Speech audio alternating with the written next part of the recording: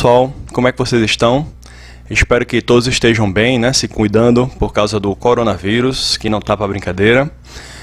Por aqui a gente continua, né, nosso curso sobre teoria do conhecimento. E hoje o assunto que vamos debater é o assunto da verdade.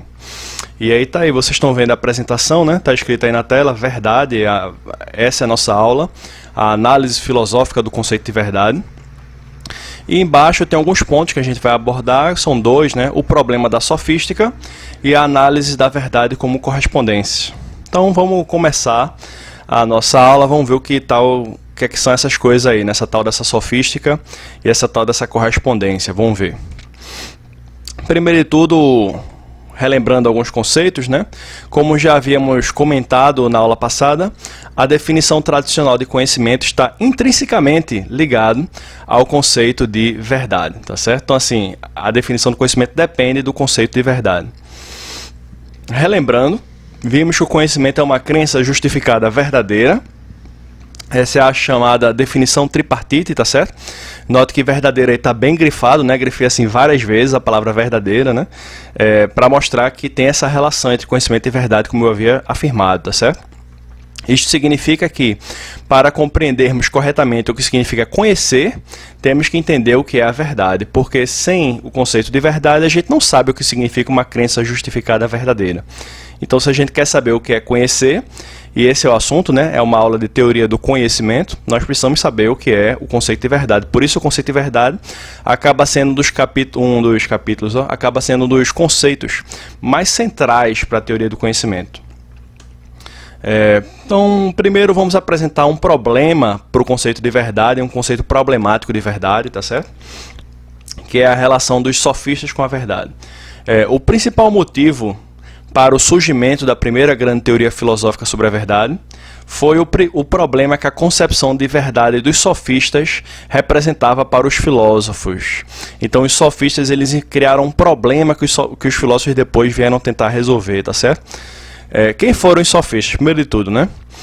Os sofistas eram sábios, ou pelo menos pessoas que aparentavam ser sábias, tinham essa aparência, essa fama de ser sábio, que ministravam aulas de retórica.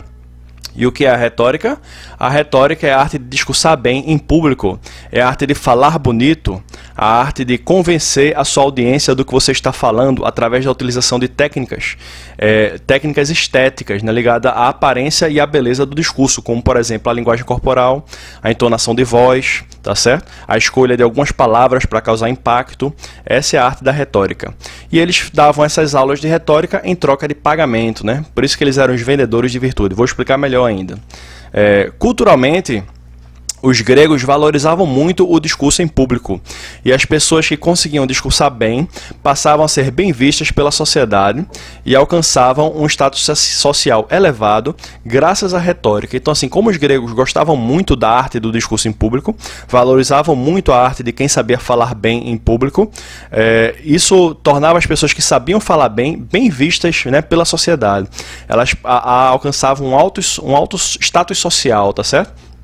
E os sofistas vendiam isso então, né? Eles vendiam esse acesso à sociedade refinada, que só as pessoas que dominavam a arte da retórica tinham esse acesso, né? Que custava dinheiro para a pessoa comprar essas aulas de técnicas de impressão, de impressionar o público com o discurso. Por isto, os sofistas afirmavam ser vendedores de virtude. Isso significa o quê? Quem pagasse por suas aulas aprenderia a falar bem e, graças às técnicas retóricas aprendidas, passaria a ser visto como uma pessoa virtuosa, uma pessoa apreciada pela sociedade. Então, por isso que os sofistas diziam que eles vendiam virtude. Como é que se pode vender virtude? Era assim, quem pagasse passava a ser bem visto pela sociedade, passava a ser considerado uma pessoa virtuosa, mas tinha que pagar. Por isso que os sofistas eram vendedores de virtude, tá certo? E eles priorizavam a retórica acima de qualquer outro estudo. E isso vai levar a um relativismo, que é o assunto desse próximo slide aí. Bem preparados para ensinar a retórica, os sofistas alcançaram fama e riqueza nas cidades gregas, principalmente em Atenas, tá certo? Mas o que é que eles pensavam sobre o tema da verdade? Porque aqui eles criaram um problema sobre a verdade para os filósofos resolverem. Vamos ver. Frase de Gorgias de Leontini, considerado o primeiro sofista, atribui-se a esse Gorgias a invenção da arte retórica, né? o registro das primeiras técnicas construídas, né? As primeiras técnicas construídas de retórica para ensinar a população, para ensinar as pessoas que pagassem, tá certo? Então vamos ver o que é que Gorgias fala aí. Veja a frase de Gorgias. O ser não existe. Se existisse, não poderíamos conhecê-lo. Se o conhecêssemos, não poderíamos comunicá-lo. Antes de continuar a leitura aí, né, do parágrafozinho, note como o estilo de Gorgias já é um estilo escorregadio, né? Ele começa com uma afirmação, o ser não existe. Mas depois ele começa a colocar cláusulas adicionais, né? Se existisse, a gente não poderia conhecer. Se conhecesse, a gente não poderia comunicar. Isso é uma técnica de convencimento, porque você vai acrescentando essas cláusulas adicionais para ajudar o ouvinte a se acostumar a aceitar melhor a tese inicial de que o ser não existe. Porque se ele existisse, ele não podia conhecer. E se pudesse conhecer, ele não podia falar ele, não podia dizer ele, o ser, tá certo? Então, é uma posição, a frase, né, que já mostra um domínio de técnicas de retórica. Claro, Gorgias, o pai da retórica, tá certo? Para Gorgias, como nada existe, também não existe a verdade, certo? Então, deixar isso claro. Se para Gorgias, se existir, não está com nada, tá certo? Isso significa que, para este sofista, o discurso certo e o errado são separados a partir da retórica. Como assim, professor? Explicando. Ou seja, dois discursos contraditórios poderiam ser considerados verdadeiros se defendidos com a técnica retórica correta. Então, Gorgias defende a ideia de que o que separa o discurso bom do discurso ruim é a técnica com quem ele é falado, não é o conteúdo que ele diz. Então, se uma pessoa disser uma coisa falsa, mas disser bem e as pessoas acreditarem nele, então está correto, está um discurso muito valioso, mais valioso do que ser verdadeiro, tá certo? Então, conta-se que, uma história que eu vou contar aqui sobre Gorgias, né? Esse Gorgias de Leonte, né, aí, século V a.C., mais ou menos, conta-se que ele ficou famoso fazendo discursos em praça pública. Os gregos adoravam discursos em praça pública, né? Viviam fazendo discursos. E um dia ele defendia uma coisa, no dia seguinte ele defendia o contrário. E o que as pessoas reparavam é que sempre que ele discursava na praça pública, todo mundo batia palma e todo mundo concordava com ele. Mesmo ele defendendo coisas contraditórias. Num dia ele defendia uma coisa, no outro dia ele defendia o contrário. A história que se conta de Gorgias é como ele, certa vez, fez um discurso defendendo que Helena de Troia tinha sido a culpada pela guerra de Troia. Helena de Troia é um personagem que aparece lá na história de Troia, né? Que teria traído o rei de Esparta. Ela era casada com o rei de Esparta chamado Menelau, e teria traído ele com um príncipe troiano chamado Paris, né?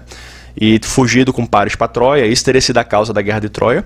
E aí, quando Gorgias fez esse discurso na praça pública, todo mundo que estava ouvindo o discurso concordou com ele, porque ele fez o discurso de uma maneira bonita, que impactasse o ouvinte, né, com as palavras certas, com o tom de voz correto. E no dia seguinte ele voltou para a mesma praça e falou para os mesmos ouvintes a tese de que Helena de Troia não era culpada pela guerra de Troia, então a tese é contrária. E quando ele terminou de falar, as pessoas também concordaram com ele. Então, o que é que importa a verdade do discurso? Não importa nada, assim. O ser, né, para Gorgias, o que realmente existe, para ele não conta de nada. O que importa é o que você consegue convencer as pessoas que existe. Não o que existe mesmo, mas o que você consegue convencer as pessoas que existe. Isso é que é o discurso bom, é que consegue convencer todo mundo. Por outro lado, um outro aspecto da teoria sofista que a gente vai ver também é esse aí, essa frase de Protágoras de Abdera.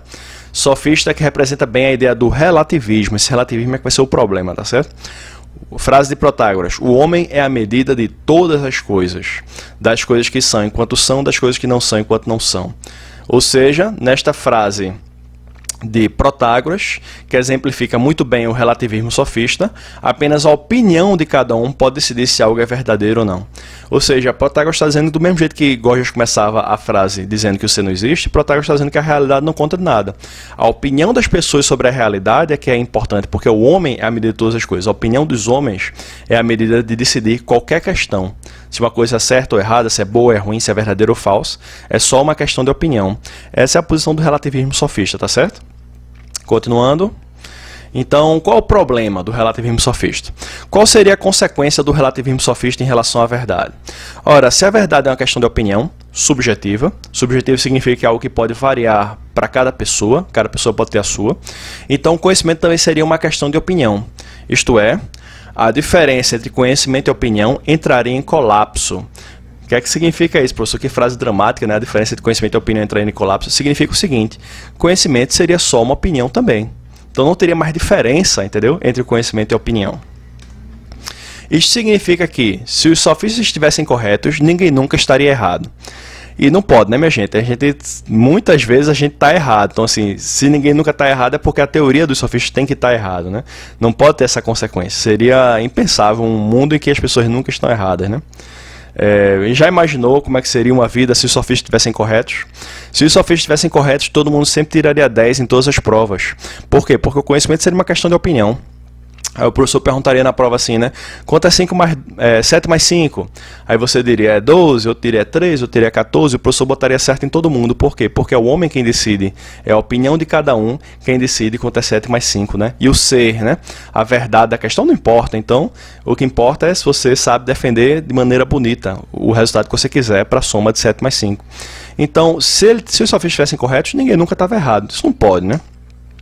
Ou seja, o conhecimento perderia toda a importância. No mundo que os sofistas estivessem corretos, que todo mundo sempre tirasse 10 em qualquer prova que fizesse, sempre estivesse correto em qualquer resposta que desse para qualquer pergunta, por que as pessoas iriam estudar um conhecimento? Por que as pessoas se iriam dedicar a aprender? Não teria motivo, né? Continuando a leitura ali, né? O conhecimento perderia toda a importância, seria apenas uma questão de preferência pessoal, como as opiniões. A aparência, os sofistas valorizavam muito a aparência, né? A aparência de conhecer algo se tornaria mais importante do que realmente conhecer um conteúdo. Bom, vamos lá. Verdade como correspondência, os filósofos contra os sofistas agora, né? Filósofos versus sofistas. Por estes motivos, os filósofos de Atenas, do século 5 e 4 a.C., são três dos principais, né? Sócrates, Platão e Aristóteles. Só uma observação, eu digo que eles são os filósofos de Atenas, e Sócrates e Platão nasceram em Atenas, Aristóteles não. Aristóteles nasceu numa cidade ao norte de Atenas, chamada Estagira. Mas eu estou dizendo que ele é um dos filósofos de Atenas, porque a maior parte da vida dele, da carreira filosófica dele, ele passou em Atenas. Se mudou para aquela cidade e viveu grande parte da vida em Atenas, tá certo? Então, os filósofos de Atenas do século 5 e 4 a.C. se dedicaram a tentar mostrar que os sofistas estavam errados. A filosofia de Sócrates, de Platão e de Aristóteles é muito diferente uma da outra, tá certo? Eles têm grandes diferenças entre si, mas sabe o que é que os três grandes filósofos de Atenas concordam? Os três concordam um com os outros, é que os sofistas têm que estar errados. Isso é o que é a única coisa que os três concordam, tá certo? E os sofistas têm que estar errados. Por que os sofistas têm que estar errados? Uma observação que eu vou fazer. Porque se os sofistas estivessem certos, não teria por que estudar filosofia. Então a filosofia acabaria, entraria em extinção se os sofistas estivessem corretos. Por quê? Porque o conhecimento seria só uma opinião, tá certo? Então, continuando, Platão foi o primeiro a formular a concepção de verdade que serve como uma resposta à altura para a tese do relativismo sofista. Aristóteles, posteriormente, analisou e aprofundou a ideia de Platão de verdade como correspondência. Vamos lá. A formulação de Platão é o seguinte: verdadeiro seria falar o que existe assim como é, e falso como não é. Então, essa definição está num diálogo de Platão chamado Crátilo. Em outro diálogo de Platão chamado Sofista também tem a mesma formulação da verdade como correspondência. Vou explicar mais daqui a pouco, tá certo? A formulação de Aristóteles é: falso é dizer que o ser não é, ou que o não ser é. Ou seja, aquilo que não é, é. Verdadeiro é dizer que o ser é, e o que não ser, e que o não ser não é. Né? Dizer que o ser é e que o não ser não é. Essa definição aí de falso e verdadeiro está na Metafísica, livro 4. Metafísica é um livro de Aristóteles dessa grossura aqui, tá certo? Tem várias divisões de vários livros, então o livro 4 é o quarto livro da Metafísica.